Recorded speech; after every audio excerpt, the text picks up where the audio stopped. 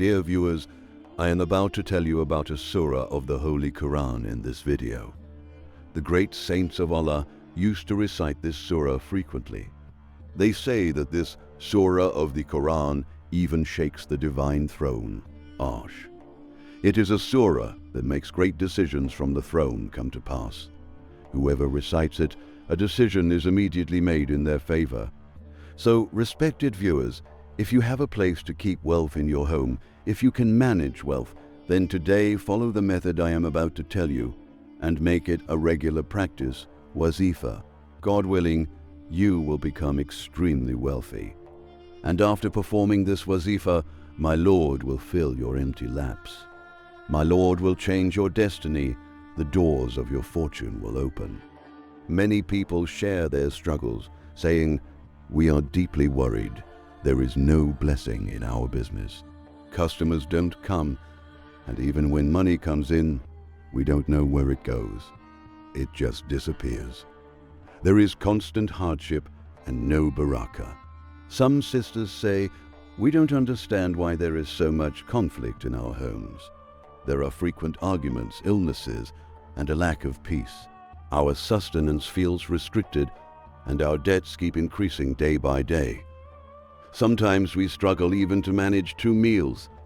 There are also homes where husbands and wives cannot get along, where tension never seems to end." So today, I ask you to pause everything and try this practice. If you have tried many wazifas before without seeing results, if your problems remain unresolved, then give this a sincere chance. By the will of Allah, even your biggest unmet need can be fulfilled. This practice can bring real change in your life. When done with sincerity, Allah opens doors from the unseen.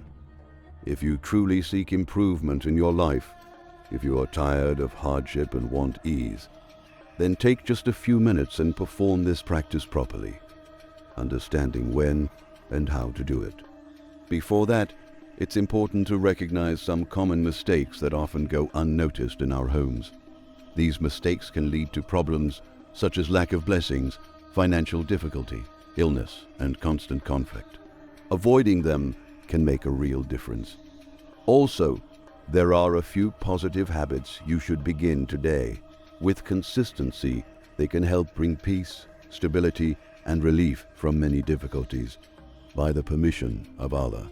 Another important point: never lose hope. Some people say, "Nothing will change for us. Our situation will always remain the same." But a believer should never despair. Trust in Allah and believe that He can change your circumstances at any moment. Strong faith and sincerity are essential. Without them, even good actions may not bring their full benefit. Some people ask for a practice with quick results because they feel overwhelmed by their problems, while relief ultimately comes in Allah's timing. Sincere remembrance, supplication, and consistency can bring noticeable change sooner than expected. From today onward, leave hopelessness behind. Turn to Allah with trust and commitment. Perform this practice as instructed, with full belief and patience, and you will begin to see positive changes in your life by His will. Finally, some people say, "We follow the instructions, but still don't see results." Often this happens due to small mistakes or lack of consistency. That's why it's important not only to know the practice, but also to understand the correct method, when to do it, how often, and with what mindset. So pay attention, follow carefully, and approach it with sincerity and faith.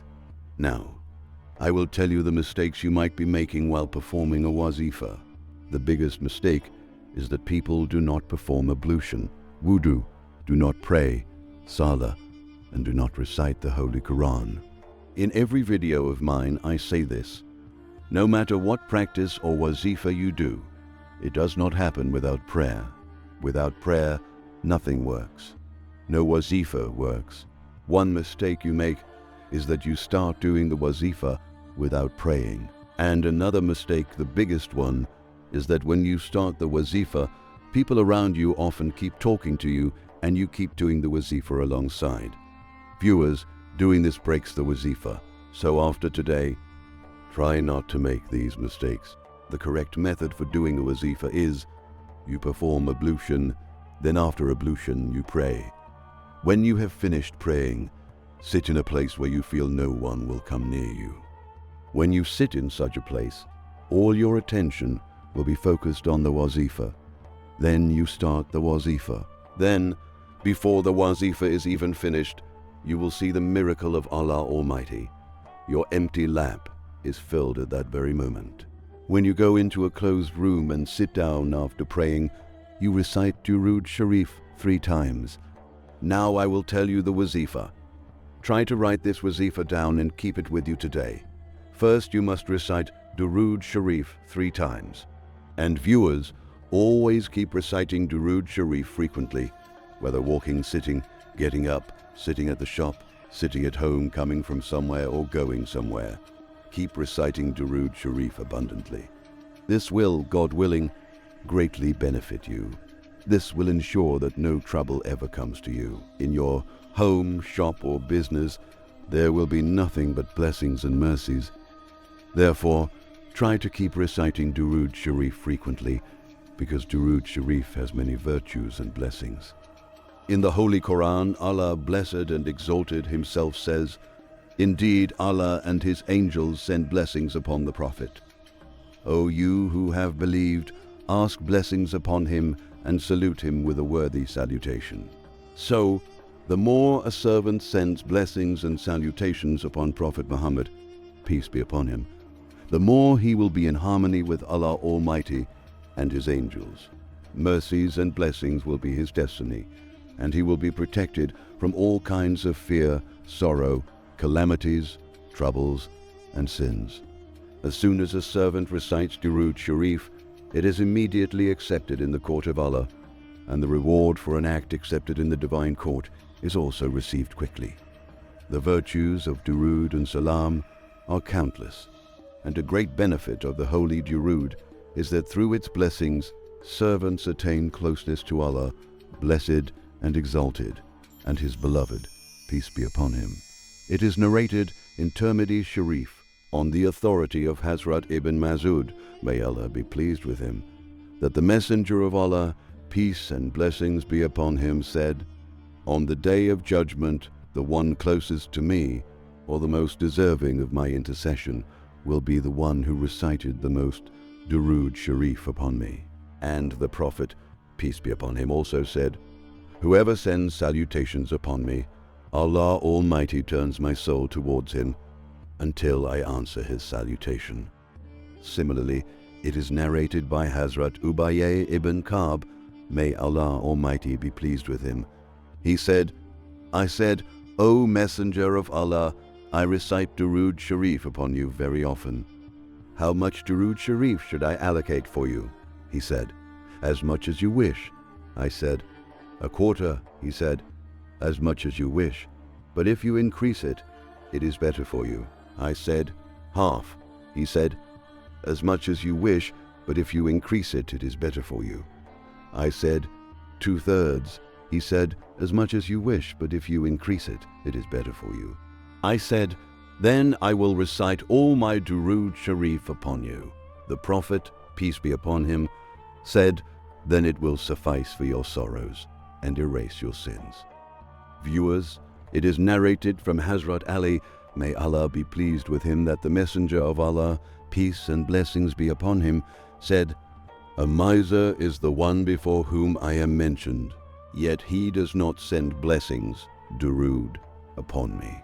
Hazrat Umar Farooq, may Allah be pleased with him, also reported that the Prophet, peace and blessings be upon him, said, "A supplication remains suspended between the heavens and the earth, and it does not ascend until blessings are sent upon your Prophet." Hazrat Ali, may Allah be pleased with him, further described that in paradise there is a magnificent tree. Its fruit is more delicate than butter, sweeter than honey, and more fragrant than musk. Its branches are made of pearls, its trunk of gold, and its leaves of emerald. This tree is Maximus, reserved for those who send blessings upon the Prophet, peace be upon him, and no one else will even behold it. The Prophet, peace and blessings be upon him, also said that when a person sends blessings upon him, the angels send blessings upon that person. Allah himself sends blessings according to his majesty, and all the inhabitants of the heavens and the earth join in. Even the seas, trees, animals, and birds participate in sending blessings. No creation is left out. It is also mentioned that when someone recites Durood, a caller announces that Allah grants 10 blessings in return. The inhabitants of the heavens respond with increasing prayers of mercy.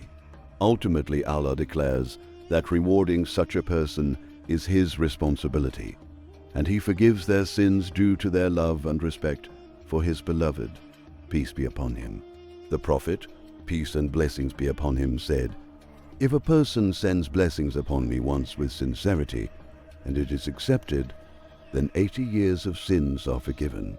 Hazrat Imam Hussein, may Allah be pleased with him, also narrated that abundant recitation of Durood is a means of forgiveness.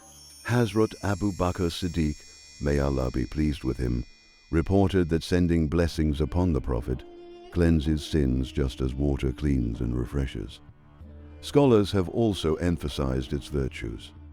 Hazrat Shah Abdul Haq Muhaddis Delavi, may Allah have mercy on him, said that through Durood, love for the Prophet, peace be upon him, grows in the heart. On the Day of Judgment, the one who frequently recited Durood will receive special honor, and through its blessings, a person may even be granted the vision of the Prophet, peace be upon him, in dreams. There is also a story from the time of Hazrat Umar, may Allah be pleased with him, about a wealthy man whose character was not good, yet he loved sending Durood and remained constant in it. At the time of his death, he faced great distress, and his face darkened. In that state he cried out, "O beloved of Allah, I used to send abundant blessings upon you."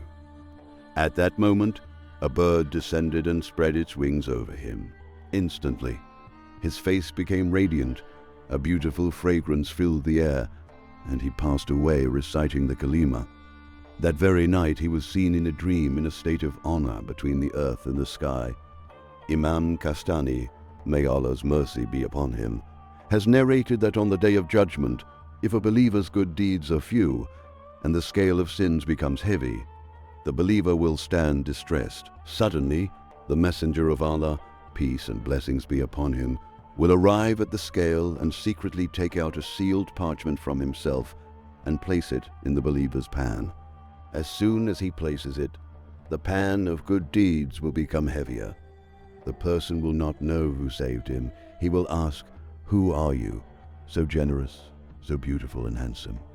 You have shown me kindness and saved me from being fuel for hell. And what was that parchment you placed in my deeds?" The Messenger of Allah, peace be upon him, will say, "I am your Prophet, and this parchment contains the blessings Durood you used to send upon me." So, viewers, therefore, keep reciting the holy Durood abundantly, so that you may achieve success in both worlds, this world and the hereafter.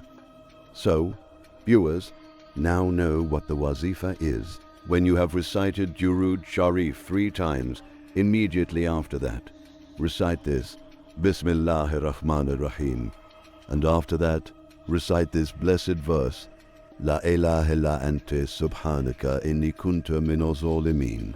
You have to recite this 11 times.